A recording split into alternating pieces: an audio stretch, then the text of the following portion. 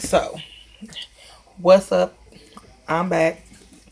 I told y'all I'd be back. I'm a little bit tired, but I came on back because I got to keep my promise now. Y'all can't see my face, and that's why I just got the camera on the food because, like I said, I'm doing this from my cell phone for now. So, I already see real quick and fast that I'm going to be needing to get a camera.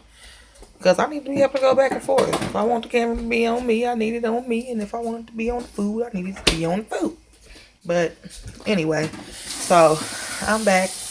All the little extra stuff you hear in the background, that's the kids. They watching, looking, and whatever else. So, but today, what we about to eat for dinner is I am going to make a vegetarian. Well, my goodness, child.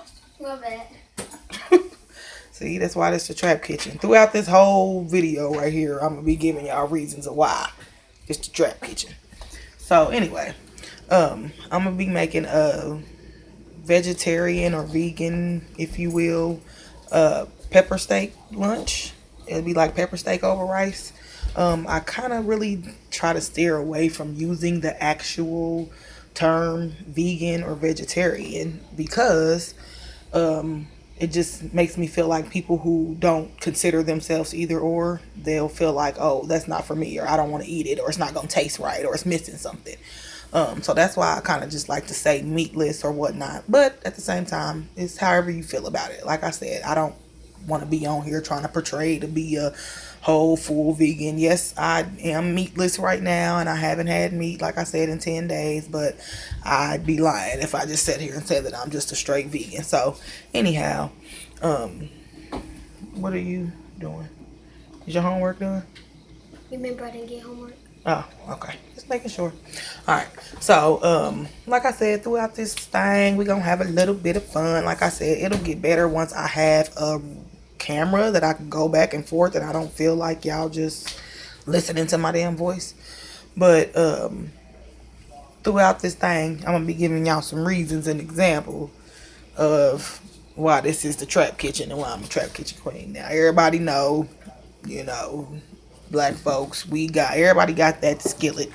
They done had 18 years that they went passed down from grandma to Aunt Mary to Auntie Greta, Uncle Bo. Hey, yeah. But anyway,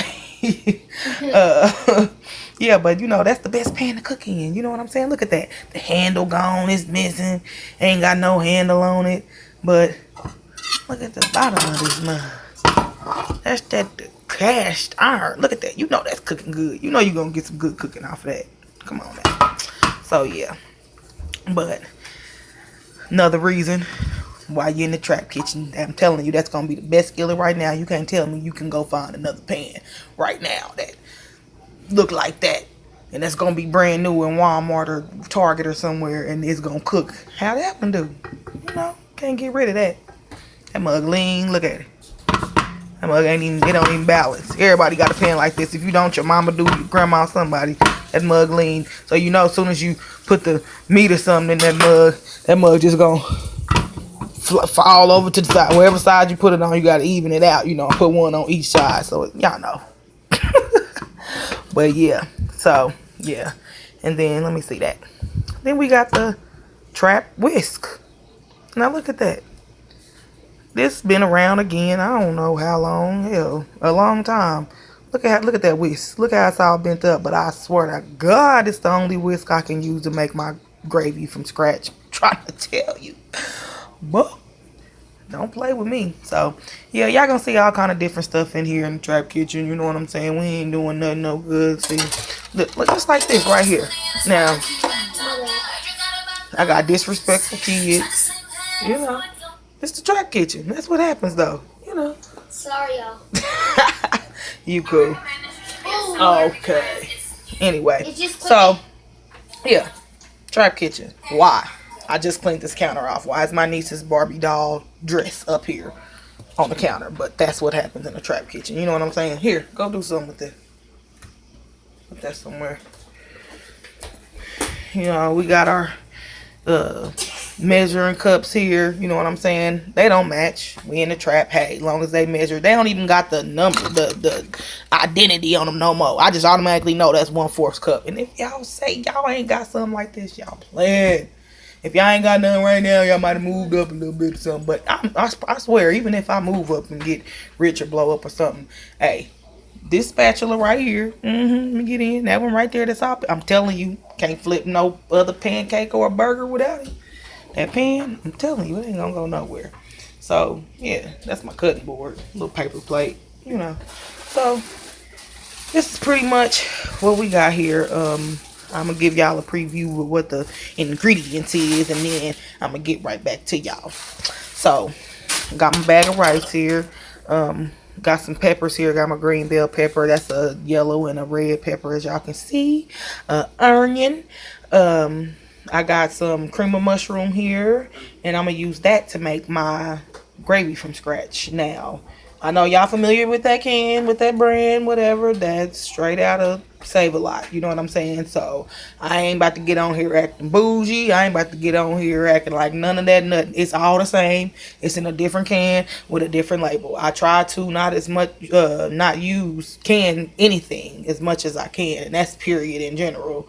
But some things you just don't. Hell, I don't know how I'm gonna just sit here and make cream of mushroom from scratch. Maybe I can do that one day. Figure out how to do it. I'm sure I can. But for now, got these. Save a Lot. Cheap. Like I said, I want these meals to be. I'm not about to get on here acting all bougie. And I know. I got my son in the background. That's my manager. He trying to tell me what to do on my vlog. Y'all gonna get real familiar with AJ if you ain't already. But yeah, so like I said, I want everything to be reasonable. I ain't about to be switching up. Oh, I got a channel now. Now I'm about to go get Campbell's. Hell no, that stuff costs too dang on much. So yeah, and it's the same thing. Anyway, so that's what we're gonna do. Like I said, it's meatless. I got the potatoes back here because I use the potatoes basically to replace the meat, because you know you're gonna get full off of potatoes, and plus it just gives it a nicer little flavor. So I'm about to, I guess, get to cutting and getting stuff together and preparing, and I'll be right back to y'all. The tread. Hold on. Alright, so I'm back. These are my potatoes. I just got some regular little russet potatoes. Cut them up into halves, and then cut them into fours. As you can see, they're not too skinny because you don't want them to be like fried potatoes, fried, burnt, but not too thick because you don't want them to take too long to cook. Got them here in my little yellow strainer. Now, yeah, I know Grandma got one of these. If you ain't done seen one, I don't even think they sell these no more. Feel me? But yeah, so over here I got my little skillet over here getting hot. You know what I'm saying? When you've been cooking for so long, you know what I'm saying, you don't even need the oven meat. Your fingers is just immune to the heat and everything. My Uncle Frank, boy, he can get up in this mug and he can flip the meat over with his finger. That nigga cook bacon and put the whole thing. I'm like, okay. But yeah, so this is my grease. I let it warm up and get hot. I think it should be ready enough. So what I'm gonna do is I'm gonna take the potatoes and I'm gonna dump them over here into this, and I'm gonna let them fry for a second, just so they can like kind of cook a little bit, because of course they're gonna take longer to cook than the peppers and onions and stuff. So I'm gonna let them cook first, and then once they cook a little bit, like halfway through, then I'm gonna take them back out the skillet and then come back and saute my peppers and stuff. You feel me? It's levels to this. You gotta know what you're doing. Alright. So I got my potatoes in there. Now you want to and you know when you in the trap, you know, everything's a spoon and a fork, you know. You know what I'm saying? Separate them. Let them get in there and cook real good. Make sure you let all the little juice get out of there. You know, that's extra flavor. That's flavor in there. You know what I'm saying? But, yeah, so, like I said, I'm going to let these cook, probably about, no, not 20 minutes, probably about 10 minutes. Just so, like I said, they get cooked at least halfway through. Because they're going to finish cooking when I saute them with the veggies and put the gravy in and all that. So you don't want to cook them too done and then they be falling all apart like mashed potatoes or something. But yeah, so I'm gonna let these cook. While them is cooking, I'm gonna finish cutting up these good old peppers and stuff. I got one of them big old things cut. So I'm gonna finish the peppers and the onions, and then I'll be right back on the veggies. Okay, so I'm back. I got all my veggies chopped up. I got my bell peppers, my red peppers, I got my yellow peppers, and my onions. So now I done took my potatoes out over here and put them to the side. I got my grease still hot, and I'm gonna leave all my little crumbs in there from my fried potatoes because, you know, like I said, that's flavor, that's seasoning. So we come over here and I'm gonna get the pit. Look at that. Look at that. I'm telling y'all, wait till I get me another camera. I'm gonna have good light and all that stuff. Just bear with me. So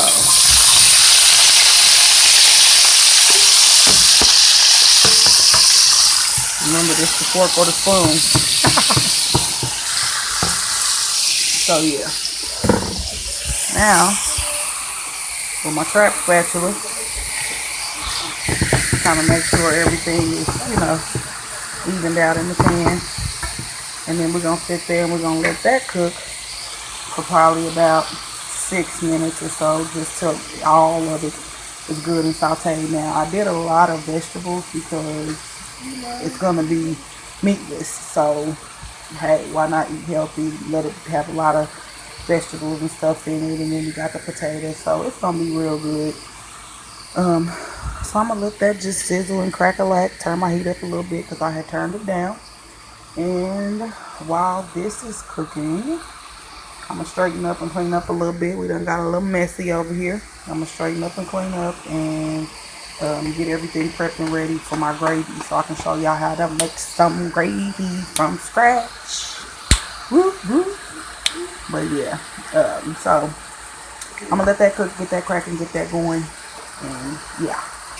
Okay, so I came back real quick because I just thought about it. I made the potatoes and I didn't even tell y'all what seasoning I put in them. So basically normal, regular, typical trap seasoning. That's a good one. I might have to come out with a trap seasoning mix. But anyway, I put on some seasoned salt, some garlic powder, onion powder, and pepper. And just put it all on there and mixed it up after I rinsed them off in my little strainer. So I just came back real quick because I know people probably like, what kind of seasoning did you put on there? Like I said, I'm new. I'm going to get better. It's okay. At least I remember. Alright, so we got the veggies over here cooking good. They done sauteed down. In a minute, I'm going to add the potatoes in there. I did add a little bit of the same seasoning I put on the potatoes. The seasoned salt, garlic powder, pepper. I put that on here too just because you don't want it to taste too bland. You know what I'm saying? Alright, so I got this pot over here. I got this with my grease in here, getting ready, getting hot. The trick with your gravy from scratch is you want to make sure that your grease is hot enough when you put your flour in there. Regular all-purpose flour, that's all you need.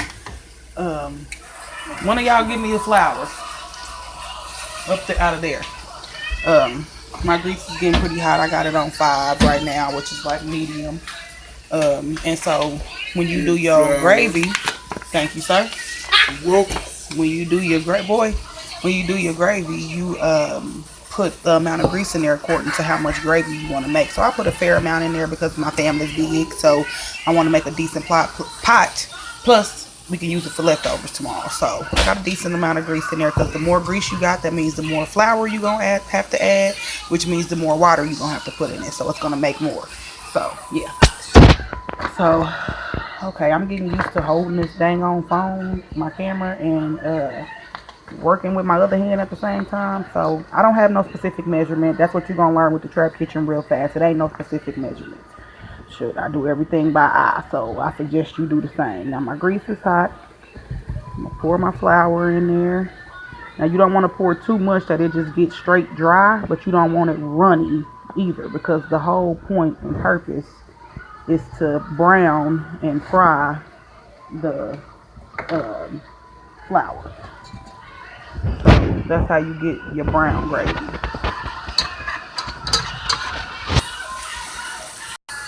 Alright, I had to stir up the veggies. Alright, so You see that, how that's starting to crumble?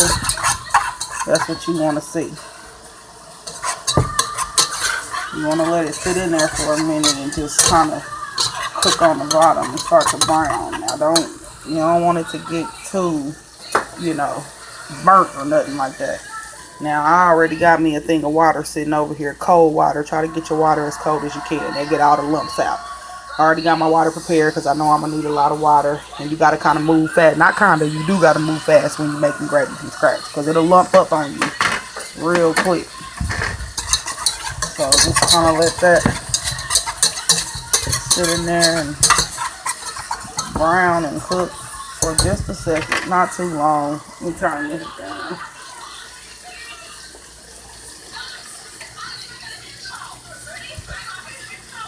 When you hear it kind of start sizzling and cooking,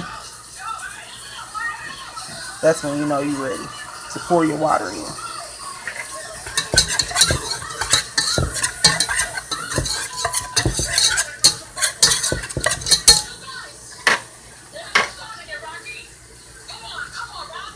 Alright, so I'm going to add my first thing of water.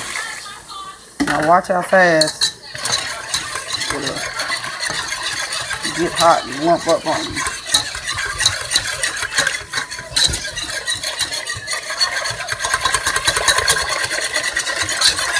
That's why you need the trap with the thing sticking out everywhere in every direction. They get everything.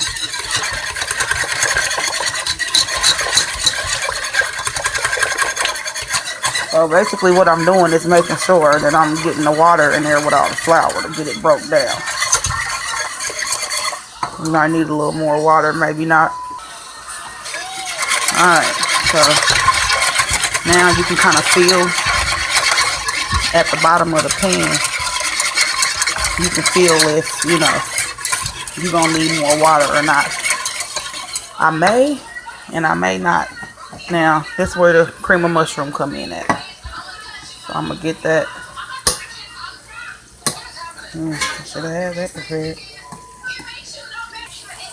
Alright, so we good. We ain't sticking. Got my cream of mushroom. Put that in there. Now, this also is going to be different depending on how much you want to make. This is going to determine how creamy you want it to be as well. Now, I'm thinking on this spot.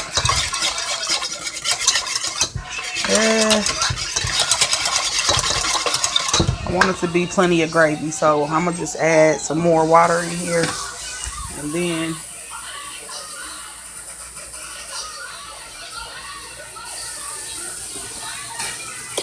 then that way, that'll thin out whatever flour is left in there.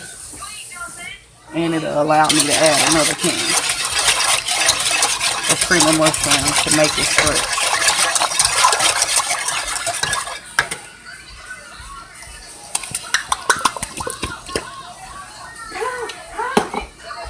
What you doing, Charlie? What you doing? Alright, so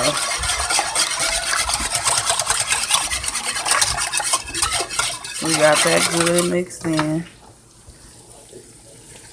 Now, you're going to have to season this, or if not, it's going to just taste like flour. Cream of mushroom does it some justice, but it's mostly for the thickness. That's a cool little amount. It looks like a lot, but I promise you it's not with this gravy from scratch. Or it's going to taste like paste. Little onion powder, garlic powder, seasoned salt, a little black pepper. Same ingredients used in every dang thing, basically. Mix that all up in there. Now, personally, this is what I do because when you do make gravy from scratch, unless you basically burn the dang on flour, it's not going to give you that dark gravy type deal. So me, I get a packet of this gravy and I add that in there just because I'm a visual person and I just like that it actually gives it the brown gravy look. Adds a little bit of seasoning to it too. Helps with a little bit of thickness. Okay, so I think I'm gonna need 2 packs for this because this is a bigger pot. Doing too much. So I'm gonna add the other one in here.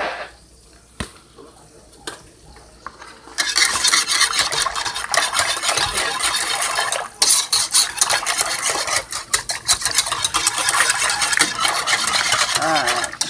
So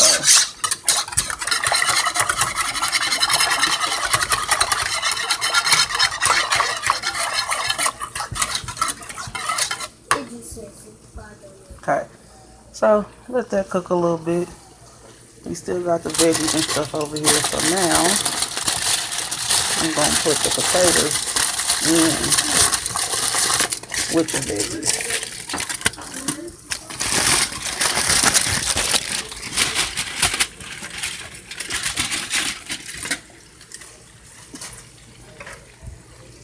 So now that one's all in there.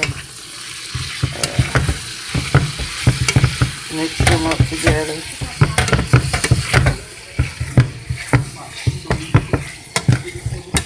And let them just keep simmering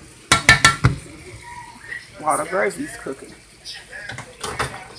Feel me? Come back over there right here. Oh God, I got to get better lighting. This is not gonna cut it.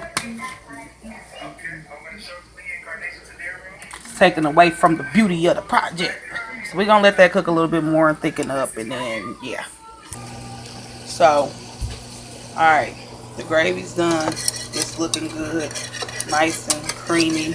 Y'all, from scratch, baby. Then we got the veggies and the potatoes over here. Put them back over here on the heat. And now I'm about to take the gravy and pour that into there. So, yeah. Alright, so everything's mixed in now. It's bubbling and all that good stuff.